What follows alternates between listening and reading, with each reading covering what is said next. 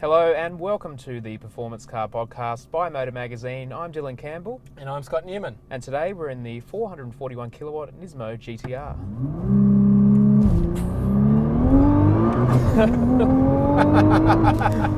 Oh my God, that is fast. So a little bit about this car. Yes, 441 kilowatts, 652 newton meters from the venerated VR38 DETT. This car weighs 1,739 kilograms, quite a lot, and Nissan claims a 0 to 100 time of 2.6 seconds. Scotty. And that is complete rubbish. Now you've got to always be careful about, calling out car manufacturers because they don't claim these things for fun. But we've performance tested a number of these things over the years, and if Nissan can provide a video of one of these cars getting even under 3 seconds, let alone doing 2.7 or 2.6, I will eat my hat. We ran performance testing on this car a couple of days ago, this NISMO, and it did 3.3 seconds to 100 and an 11.2 second quarter mile at about 203 k's an hour. We performance tested a regular GTR, performance car of the year last year. It did 3.2 seconds to 100 and a very low 11 second quarter mile. So I'm sure you can see the pattern here. A normal GTR or a NISMO GTR does a low 3 second to 100 and a low 11 second quarter mile. But while it may miss its claim by quite a bit, let's not be crazy here. This is still an outrageously fast car. Yeah, that's right. In case you're wondering, we're on a closed circuit at the moment, Haunted Hills, which is southeast of Melbourne. It's a very tight, twisty circuit, and you'd think in a big, heavy car like the NISMO GTR, it'd feel like a go-kart track, but actually it doesn't feel too bad, and there's no getting away from the fact that this is still a crazy fast car. Absolutely. Let's talk a little bit about the engine under the bonnet of this, yes. Dylan. What are your feelings, what are your thoughts about the VR38? Because as you can hear, it doesn't sound visceral and supercar like an Audi R8 V10 or maybe a AMG GT. Yeah, I feel very affectionate about this engine. It's not like a classic sort of heroic supercar engine or sports car engine or anything like that. It's a 3.8 litre V6. It doesn't make a particularly special noise, you would say, like an Audi R8 V10 or V6s are hard to get to sound good. That's right. Yeah, I mean we've driven a few V6s lately that sound quite good. Like an F-Type V6 sounds really good. Even Mercedes C43 AMG, that's a surprisingly good sounding engine. This engine, it sounds different. It still sounds good, but it's visceral, and to me it sounds really real, the engine in this car. Yeah, absolutely. I mean, that's the thing, it's almost more important, well, not necessarily more important, but it is important that the sound of a car matches its personality, matches its character, I think. And as you can hear, this isn't going to be a car that gets the noise that gets the spines tingling on the back of your neck, but it suits the car. It's kind of, the GTR is thought of as like the road terminator. It destroys any road it enters because it's so fast and so locked down, and the engine noise seems to sort of suit that. It's industrial, it's kind of purposeful, it's got whooshes and whines from the turbos. If you do open these cars up with an aftermarket exhaust, they do sound pretty cool actually. They've got this really crisp snarl to them, but even in standard form, I think it's not going to maybe turn people's heads, but it does suit the character of the car. And having said all that, this is a windows down car still. I was driving it the other day and I drove past a wall and I gassed it, and it sounded angry and aggressive and technical. It sounded really, really good, and I wanted to do it again. So that does say something about the way it sounds. Absolutely, and this is a pretty special engine actually. You talk about this car that we're in right now, the NISMO has almost 100 kilowatts more than when the GTR first appeared 10 years ago. It was just almost 10 years to the day that the R35 still first came out. But for a manufacturer to extract almost 100 kilowatts more out of an engine is quite remarkable. But it doesn't feel grumpy or gruff or anything like that. It feels still very smooth. The response is still good, even though it must have this car's got the turbos from the GT3 car, so that must be quite a bit bigger. But it's still got great low end response. It pulls really well to, we floor the throttle here, and it will rev all the way to 7,000 RPM and a little bit beyond if you're lucky. So it's still a really smooth engine, even though they've obviously turned the screws right up on it.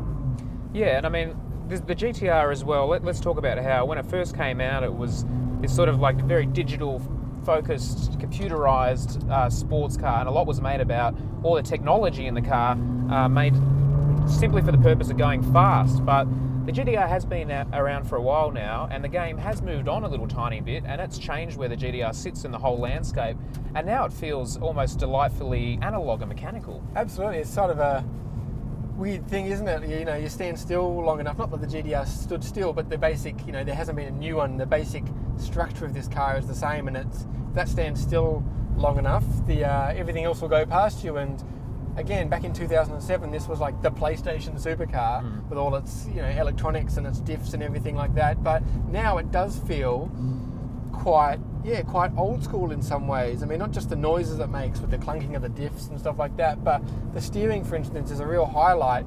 It's still hydraulically assisted, so you get a lot of textural feedback through the wheel, which is sort of, you don't really miss it until it's not there. You drive a new car though, and you go, oh, hang on, you haven't got quite that same sort of feeling through the front end. Whereas in a car this fast, it's important to have that feel, and it's a really good example of why hydraulically assisted steering, you know, got developed for so many years, and it is really, really good in this car. And it's taken electric systems quite a long time to catch up, and even so, I wouldn't necessarily say they've surpassed the steering in this car.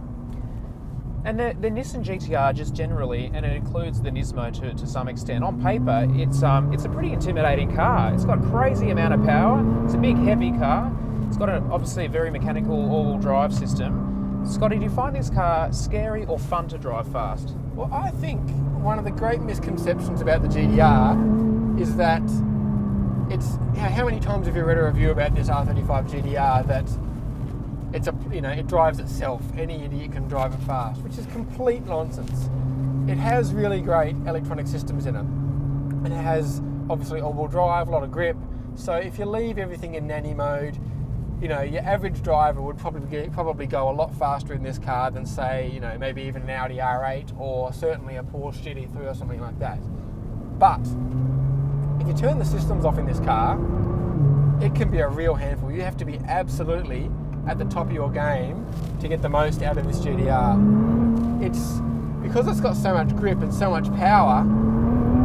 When it does let go, you're going really fast, and it's not stuck to the ground. You know, it's not stuck to the ground like some, you know, slot car. It's happy to move around.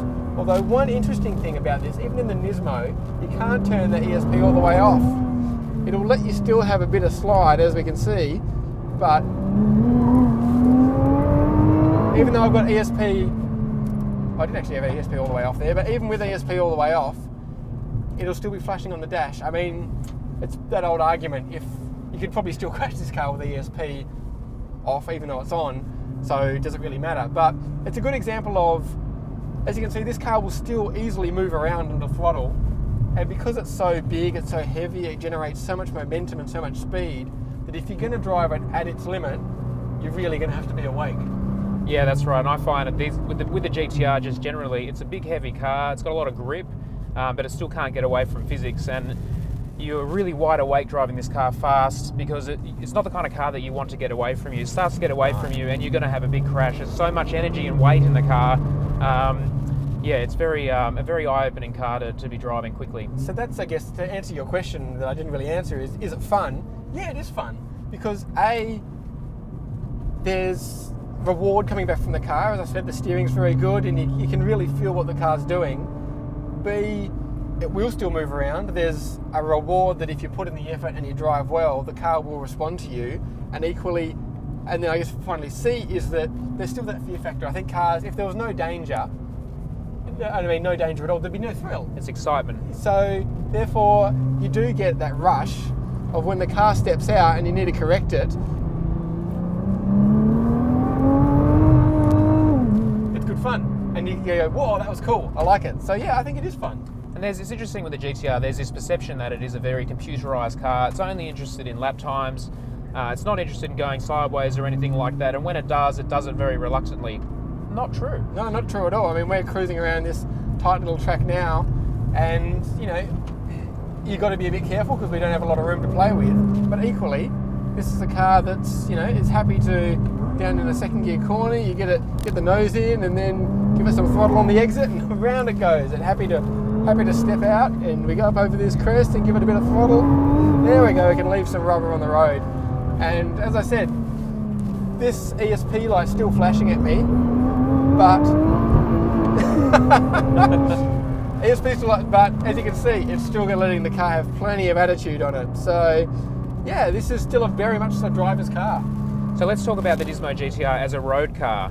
A lot has been made about the car's ride, and you may have read some reviews that talk about how it's insufferable, really bumpy car. But it's interesting. I found that not to actually be the case. No, absolutely, I agree with you. I approached this and thought, having read some of those reviews but not driven the car, and driven previous GTRs that could be a little bit punishing, let's say, in the way they attacked bumps, but.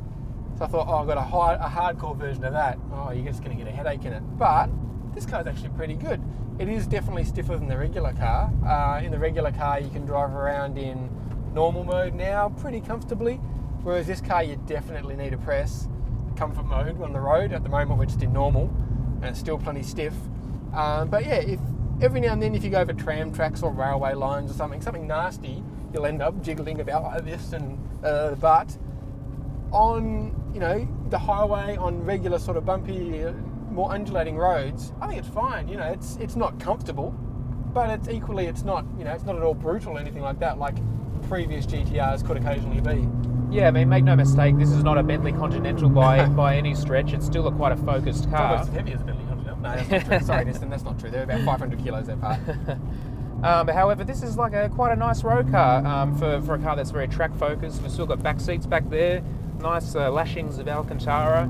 It's not too loud. It's still got your door handles. You've still got a good stereo.